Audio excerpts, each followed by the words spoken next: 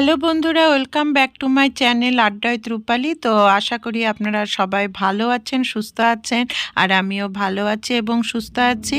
আমি রূপালী আবার চলে আসলাম নতুন আর একটি ভিডিও আপনাদের সাথে শেয়ার করার জন্য। আজকেও একটি রান্নার ভিডিওই আপনাদের সাথে শেয়ার করব। আর আজকে আমি আপনাদের সাথে শেয়ার করতে চলেছি রসালো দই মালপোয়ার রেসিপি। তো বন্ধুরা, কথা না বলে রেসিপিটি শুরু করা যাক। আমি একটি পাত্রের মধ্যে 1 কাপ ময়দা নিয়ে নিলাম। তার মধ্যে আমি দিলাম হচ্ছে 1/2 কাপ সুজি। এখন আমি এর মধ্যে দেব হচ্ছে 2 চামচ কর্নফ্লাওয়ার। এখন আমি এর মধ্যে দেব হচ্ছে বড় চামচের 1 চামচ গুঁড়া দুধ। আর তারপরে আমি মেশাবো হচ্ছে 1/4 কাপ মতো চিনি। মিষ্টিটা আপনারা আপনাদের পছন্দ মতো দিবেন। আমি 1/4 কাপ চিনি দিলাম। তারপরে আমি এর মধ্যে দিলাম হচ্ছে 1 কাপ মতো টক দই।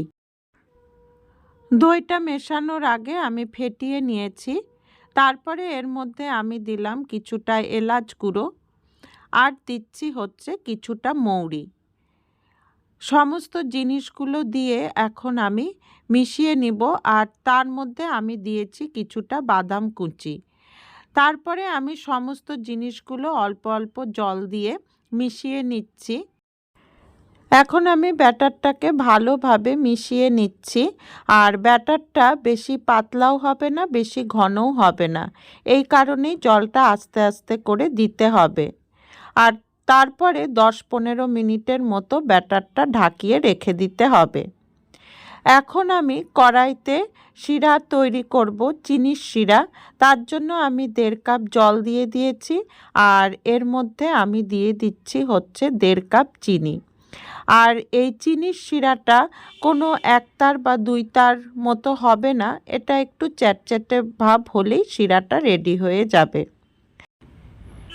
বন্ধুরা, ভিডিওটি কিন্তু বেশ অনেক দিনের, কিন্তু এডিটিং করার অভাবে ভিডিওটি আপনাদের সাথে শেয়ার করতে পারিনি।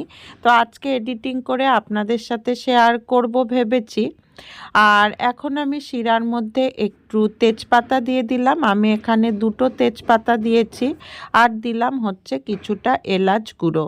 তো যেহেতু শুধু একটু চ্যাটচ্যাটে ভাব হলেই হয়ে যাবে শিরাটা, সেই কারণে শিরাটা তৈরি করতে বেশি সময় লাগবে না। আর বন্ধুরা, এতক্ষণ ভিডিওটি দেখতে দেখতে যদি কেউ কোনো রকম লাইক না দিয়ে থাকেন, তাহলে অবশ্যই কিন্তু এখনই একটা লাইক দিয়ে দেন। কারণ আপনাদের এক একটা লাইক কিন্তু আমাকে ভিডিও তৈরি করার প্রেরণা যোগায়।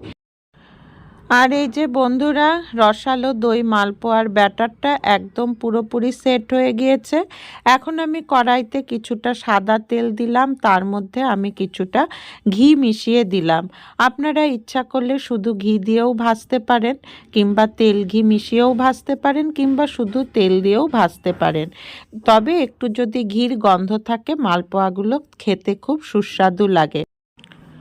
আর এখন বন্ধুরা, তেলটা গরম হয়ে যাওয়ার পর আমি মালপোয়ার ব্যাটারগুলো দিয়ে আমি মালপোয়াগুলো ভেজে নিচ্ছি।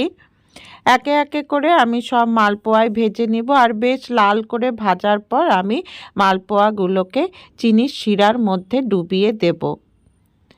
আর বন্ধুরা, যদি আপনাদের এই রেসিপিটা ভালো লেগে থাকে, অবশ্যই কিন্তু বাড়িতে একবার ট্রাই করে দেখবেন। খেতে কিন্তু খুবই ভালো লাগে। গোপালের ভোগ হিসাবে দেয়া যেতে পারে, জন্মাষ্টমীতে বানিয়ে গোপালকে ভোগ দেয়া যেতে পারে। ভোগের জন্য খুবই পারফেক্ট এই মালপোয়াগুলো। আর দেখুন কি সুন্দর ফুলে ফুলে উঠছে মালপোয়াগুলো, আর খুবই তুলতুলে নরম হয় এই মালপোয়াটা খেতে। আর উপরটা বেশ ক্রাঞ্চি থাকে আর ভিতরটা বেশ রসে পরিপূর্ণ থাকে। আর আমার একে একে সমস্ত মালপোয়াগুলোই প্রায় ভাজা হয়ে যাচ্ছে। আর এখন আমি একবারে 3টে মালপোয়া দিয়ে দিয়েছি।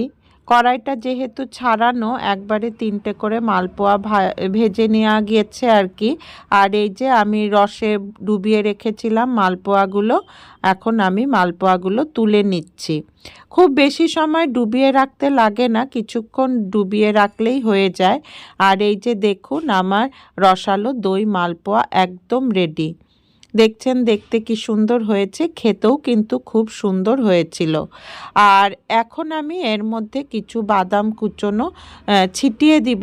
এটা অপশনাল, ইচ্ছা করলে দিতেও পারেন, নাও দিতে পারেন। তো বন্ধুরা, আমার এই রেসিপিটা কেমন লাগলো? যদি ভালো লেগে থাকে তো অবশ্যই একটা লাইক করবেন, শেয়ার করবেন আর কমেন্টস করে কিন্তু অবশ্যই জানাবেন কেমন লাগলো আমার এই রেসিপিটি। আশা করব আপনারা বাড়িতে অবশ্যই এই দই মালপোয়ার রেসিপিটি ট্রাই করবেন এবং খেয়ে দেখবেন কেমন লাগে। আমি আমার মতো করে বানিয়েছি, আপনারা আপনাদের মতো করে হয়তো বানান, কিন্তু আমার মতো করে বানিয়ে একদিন অবশ্যই দেখবেন। তাহলে আজকে এখানেই রাখছি, ধন্যবাদ।